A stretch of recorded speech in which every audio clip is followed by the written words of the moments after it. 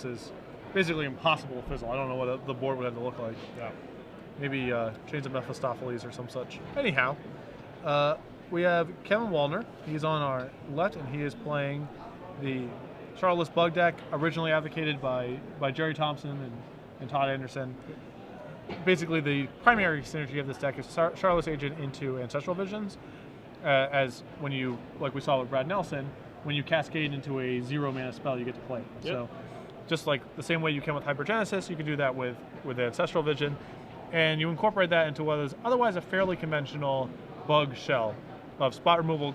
Not much in the way of counterspells, because you don't want to be cascading into those, but cards like Tarmogoyf, Deathrite Shaman, Baleful Strix, and so on. So just good value plays, some disruption and hymns and such, and then backing it all up with Charlotte's Agent and Ancestral Visions. On your right, you're going to see Greg Mitchell playing Reanimator. Not your traditional Reanimator deck here either. You're going to find your Thoughtseize, a couple Cabal Therapies. Shallow Grave. Yeah, some Entombs and Shallow Grave. Here we go. Is the big one here. Also 4 copies of Gristlebrand and Emrakul, and 2 copies of Children of Corliss. Which I bet you don't even know what that does. I don't. Yeah, and so we'll end up bringing it up. We'll bring it on screen for you guys if it does become relevant over the course of this matchup. But he does have a couple copies of Goryo's Vengeance, 4 copies of Shallow Grave. He actually has Tendrils of Agony in his deck as well. So this deck is heavily based around Gristlebrand, getting it into play and using that ability. And we'll see if he's able to accomplish that. I mean, thus far, Greg is 4-0. And as is Kevin, so we're going to move right along into round 5. He has Dark Ritual and Chromox in his deck. He is much more of a hybrid Storm Reanimator deck than he is a pure Reanimation deck. Yeah. He can do the turn 1 Dark Ritual, Entomb, plus Goryo's Vengeance, a Gristlebrand, and try to go off that way. Or he can just play, your normal Reanimation game. So we do see a Ponder here from Greg. We are going to see Verdant Catacombs here, sacked by Kevin. We'll see what he's going to come out with here. As his bug deck does have copies of Hymn to Torak. Also does have some copies of the old Tarmogoyf there. And he has 4 copies of AJ Soccer's invitational card, Baleful Strix. So much free stuff. Yep. Look at all that stuff. Baleful Strix is super powerful, assuming your opponent's not doing anything. This is Legacy. They're probably doing something. Unfortunately, they are likely to be doing something. Oh, but the value. You can pitch it to Force of Will. Yep. So much stuff. Yeah, you sure can. Honestly, there's plenty of matches where the card's pretty sweet. I mean, anything where your opponent's trying to attack, it's just another good value play, another way to attrition them out. Yeah. But it's not going to be at its best here. And this is a card that is always sweet, as we're going to see Hymn to Torak here, 2 cards discarded at random. Let's give you the old spit in the eye. Thoughtseize and Polluted Delta. Other cards either going to go away to him, and Greg is going to pass, or excuse me, Kevin's going to pass the turn back to Greg. Him is a little bit dangerous against Greg's deck, of course, because he is a Reanimation strategy, so he does want those cards in the graveyard. And Kevin's deck is actually not well set up for this matchup, at least game 1. He has no Force of Wills and no Thoughtseizes. He just has Hymns and then ways to control the board and draw cards. So I think Greg, with any reasonable hand, now Greg is of course going to have to play around some things because he doesn't have this information, but Kevin's not well set up to fight this exact style of deck. We're going to see a Charlotte's Agent here from Kevin. Oh, it's so much free. It's so free. Yep. There's a lot of cards moving around. Somehow 2 creatures coming to play. Look at all this. Equating to 3 power on the board. And they draw from the Baleful Strix. It actually draws Ancestral Vision. So, if only that one were free. As we do see the fetch line here cracked on Kevin's end step by Greg. And we're going to see an Entomb. And again, Kevin cannot fight over any of this game 1. So Gristlebrand's going to go to the graveyard.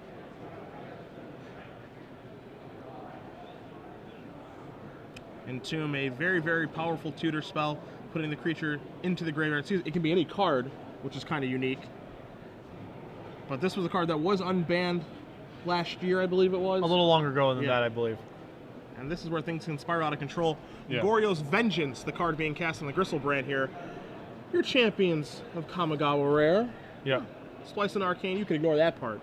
The part that matters, of course, is return target legendary creature card from your graveyard to play. It gains haste, removed from the end of the game to 1 turn, so Gristlebrand will be there for 1 turn. But I got a feeling, Patrick, that 1 turn is all Greg's going to need. Yeah, and under normal circumstances, a normal Reanimator deck would just be drawing some cards and wouldn't really want to attack because of the Baleful Strix. But Greg's setup actually allows him to kill this turn if he draws well enough. So you're going to see that second activation here from the Gristlebrand. Gristlebrand, you guys do see on the screen, the Avacyn Restored Mythic. Scary, scary card. There was a one point in time where people can make a solid argument for banning this card in Legacy. I think those talks have died down a little bit, and justifiably so, but it is still just a very, very good card. It's definitely creates a ceiling for other reanimation targets. So we do see Greg has drawn 14 cards thus far. Marsh Flats is the land he's going to play for the turn. You see a Dark Ritual in his hand, and a Lotus Petal among those handful of cards. Marsh Flats is going to knock Greg down to 4. It'll be interesting to see if Greg has found what he's looking for, as he does get a Swamp. He's going to use it. He's going to cast Dark Ritual. And cast another Dark Ritual. So he's going to up to 5 mana. And you can definitely tell, Patrick, that he knows what he wants to be doing here. Right. This doesn't look like his first rodeo with this deck. He's going to cast Thoughtseize. He's going to go down to 2. Just going to make sure that the coast is clear here. I think he's going to find out that it is, as he does see a Pernicious Steed, an Ancestral Visions, a Brainstorm, a Creeping Tar Pit, and a Bayou. The coast cannot be more clear. Yeah. As it looks like, he's going to select some card there. He's going to take the Brainstorm. So now with full information, we're going to Entomb again. This is going to get... Going to get themselves an Emrakul. And you see him counting up some things here about the number of spells that he's cast. Yeah. So he's going to go get an Emrakul, and I assume with the trigger on the stack, we're going to Shallow Grave. You see him rifling through his hand very, very Oh, quickly. sorry, He's going to Goryo's Vengeance again. And he's able to do that with the Emrakul trigger on the stack because it actually does use the stack. It doesn't just get shuffled away immediately. So it will come into play as well, and you're going to see Emrakul's Annihilator trigger. Going to force Kevin to sack all the permanents, and this is going to be an attack for a whole lot of damage. You see Kevin say, yeah, that's what you do, yeah. Yeah, that's more than your life total, I promise. That's it. So Greg Mitchell up a game with his reanimation strategy over Kevin Wallner in a Charlotte's Bug deck. And again, as you said, no way for Kevin to interact game one. No Force of Wills, no Dazes, heaven forbid, Stifle, Spell Snares, nothing. Yeah, he basically has hymns. Yeah. That's about it. I mean, his deck is pure value. We were talking earlier about decks trying to outgrind each other. I'm sure his deck is set up quite well for the Bug Mirror match, for example. Yep. Or maybe against Jund matchups. Like, I'm sure Baleful Strix rather is probably actually pretty solid against Jund. But against an unfair deck, his game one setup is it's not good. And it was reflected in that game. So onto the sideboards here. Kevin has a little bit of juice in the sideboard to bring in against decks like this. He has 3 copies of Thoughtseize and 2 copies of Force of Will. Those are easy.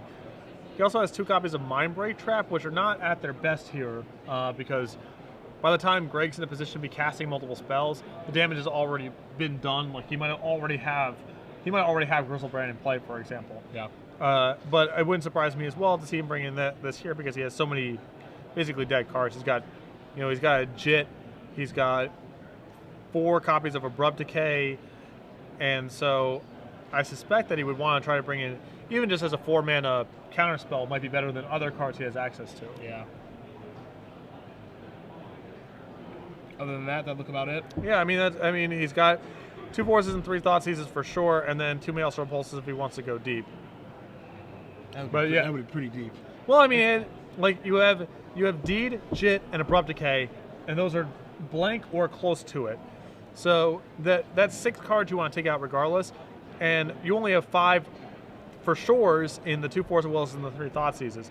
So you probably want to bring in 1 Mindbreak Trap anyway, and at that point, maybe you want to cut something else. Maybe cut one of your Baleful Strixes or something, because I have to imagine that you just need more of that saturation of stuff to be able to beat this deck. Sure. But Baleful Strix isn't doing a ton for you. Taking a look over here at Greg's side of things, 4 copies of Show and Tell. Okay. Which is something, you know, that's interesting here because he does have 4 Gristlebrands and 1 Emrakul. His show and tells aren't outrageous like they are in other decks. You know, a deck that we saw previously, the Dream Halls deck with Enter the Infinite, for example, is a much more show and tell centric deck, but could see that coming in here to just mitigate some discard.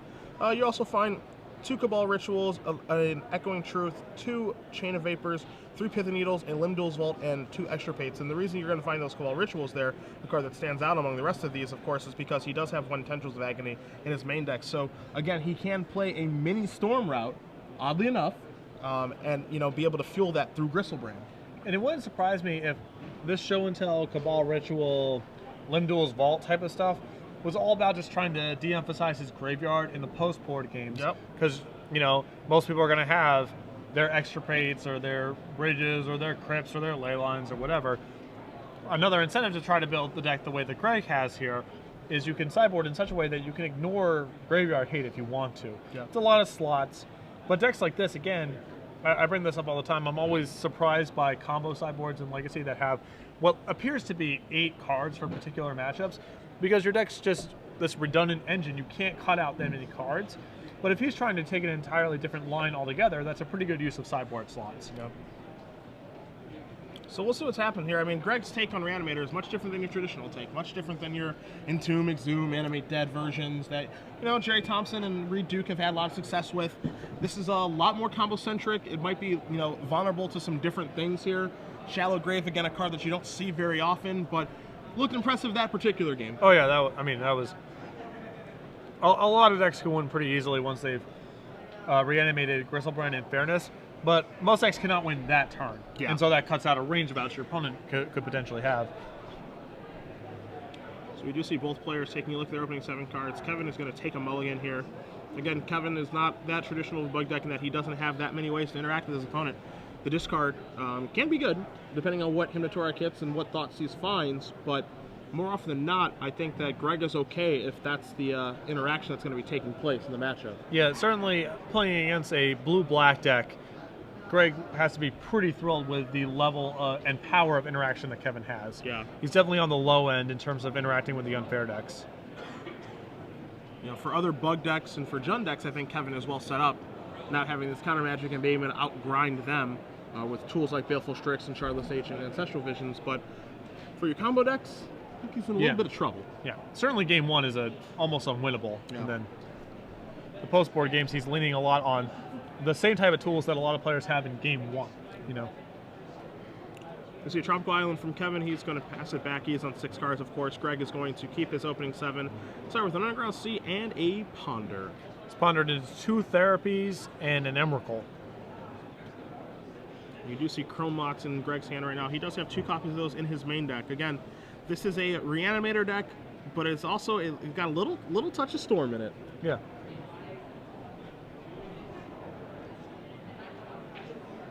So he's going to pass. It appears that he does not have a second land, but he has a bunch of Moxes and Rituals. And Wasteland is Although Wasteland's pretty devastating here. Yep, Wasteland's going to take care of that Underground Sea. So that is a little bit of an issue here. Going to be super reliant on Chrome Mox as Greg does draw another Cabal Therapy.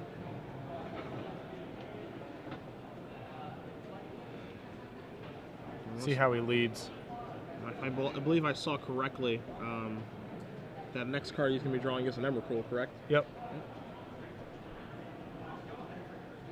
Lotus Petal. We're going to see a Brainstorm in response. Greg pushes that forward and says, if you want to counter that, feel free. You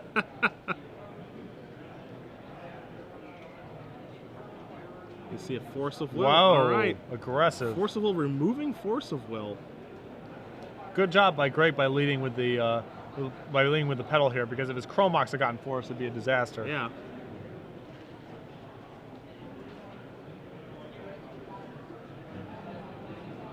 Very, very aggressive from Kevin. Yeah, I'm a little bit surprised to see that there. I mean, he might be feeling like Greg's stuck on, that was his one land. Yeah, I mean, it's clear that's what his thought is that maybe he just doesn't have any more lands. Maybe he has some information that he knows that Greg doesn't have that many lands in his deck. He only does play 14. And Greg's apprehensive about committing this Chromox to the table now because of the threat of Abrupt Decay. So he's actually going to say go. He's not going to try to do anything yet. We're going to see Suspend on Ancestral Vision, and Kevin's just going to pass the turn back. All right, so now I suspect we're going to be happy to get our Mox out. Yep, and there's your Chrome Mox. And gets the green light. And Greg going to put Brainstorm on for the imprint, and is actually going to cast another Brainstorm here. Entomb. So Entomb. Tendrils of Agony. And Dark Ritual. So not a if we don't have a pedal here, we're in trouble. We may have just done the old Brainstorm lock ourselves.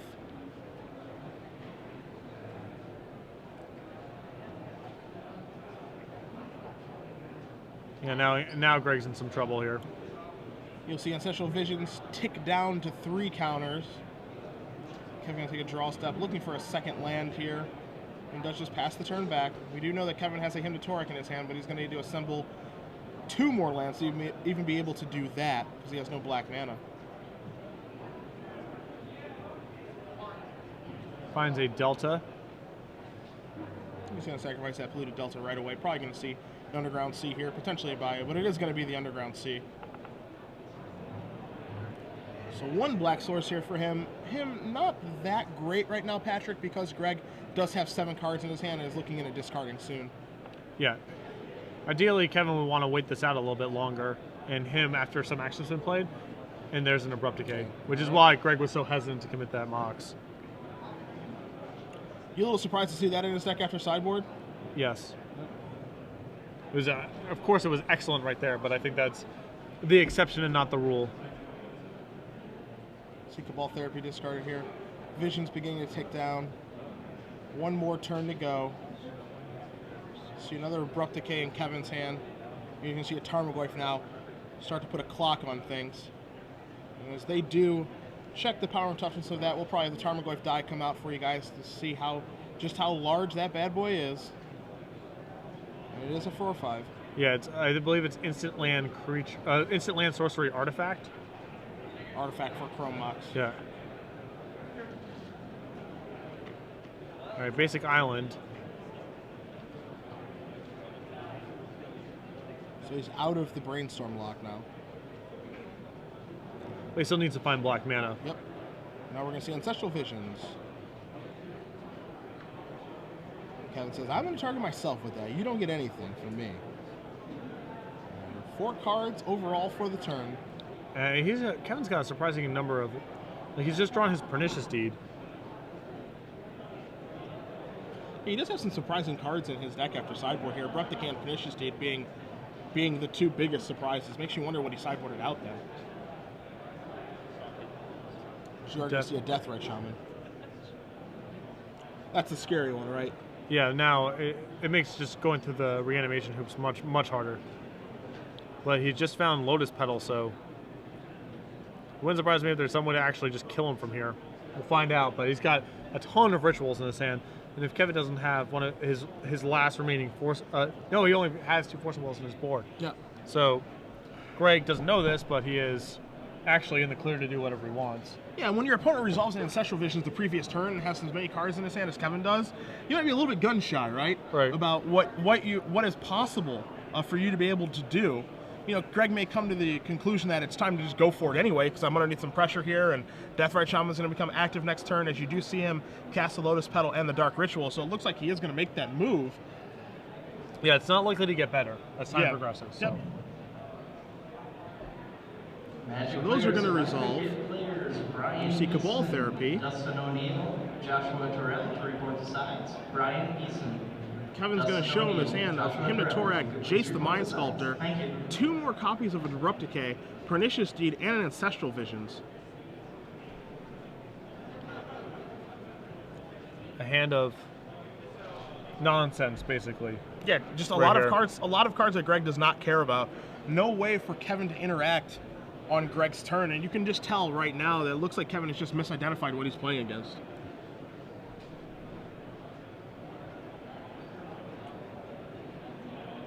So now it looks like, you know, he's getting an idea of the storm count for the turn, maybe, or maybe what mana is floating. Yeah.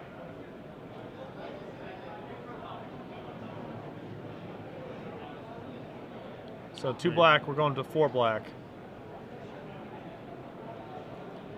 Yeah, we have Entomb. I mean, we have Entomb. And now we get to Shallow Grave.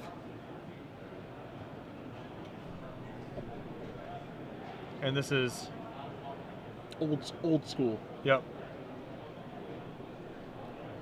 Another Goryo's Vengeance type effect. Yep.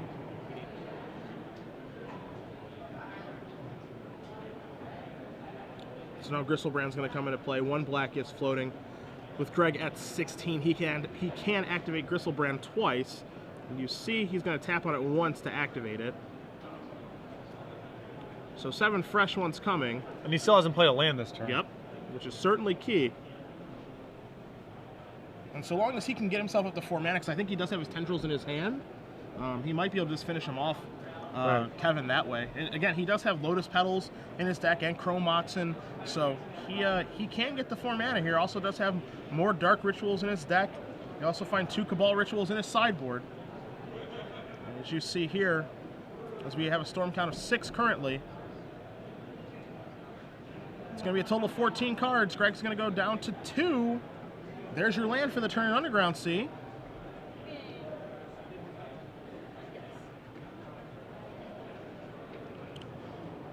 No mana floating, and we're going to fire off another Entomb. This will empty the pool. This will be an Entomb. I got a feeling this is going to be the Emrakul. Oh, all right. It's actually going to be Child of Corliss.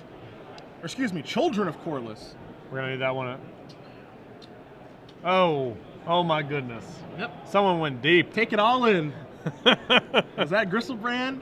You do what you do, big man. I'm getting through my deck whether you like it or not, with the help of, you guessed it, a human rebel cleric. Someone went real deep. You can definitely tell this is not Greg's first rodeo here. No. His deck is built a certain way. He has a purpose in mind. And you see, Patrick, when he's going off here, he seems very comfortable with what he's doing and that he's done this before. There's no hesitation. Yeah. As you do see, it's Shallow Grave. Going to get back the Children. Going to sacrifice this. I'm going to gain a bunch of life, and you are going to see Kevin take a look at it, which is why we brought on the scene for you guys as well. This is a card that does not see play a lot. This also is one of the first times I've ever seen a reanimation spell cast on a target that costs less mana than the reanimation spell did. Yeah, that's rare. That is actually quite rare.